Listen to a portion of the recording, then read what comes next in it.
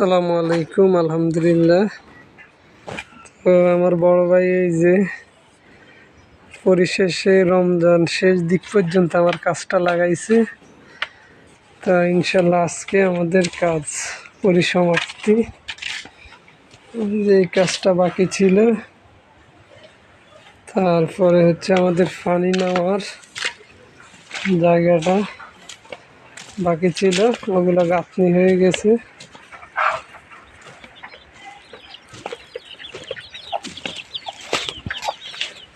এই যে হচ্ছে এই যে দিক দিয়ে লাইন দিয়ে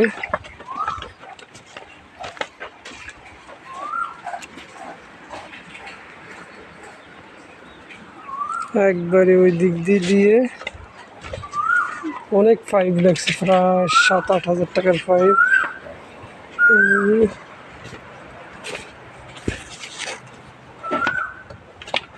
একবারে এই দিক দিয়ে চলে এসছে, একবারে খালি। তো যাই হোক, আলহামদুলিল্লাহ, শুকরিয়া। পরিশেষে মোটামুটি পরিবেশটা এখন ইনশাল্লাহ আস্তে আস্তে সুন্দর হয়ে যাবে। রমজান শেষ, আমরা মোটামুটি এখন কাজ করতে পারবো।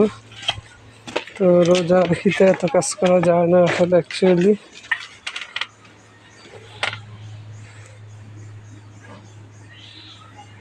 তো আলহামদুলিল্লাহ, 3 বছরটা অনেক দখল গেছে। আমরা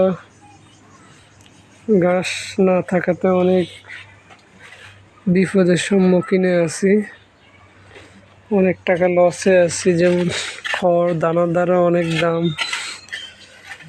তো সেক্ষেত্রে যারা গরু লালন পালন করতে চান, অবশ্যই জেনে বুঝে ট্রেনিং ছাড়া কেউ গরু পালন করবেন না, তাহলে কিন্তু অবশ্যই লাভবান হতে পারবেন না। আর অবশ্যই ঘাস ক্ষেত তৈরি করার পরে গরু লালন পালন করবেন।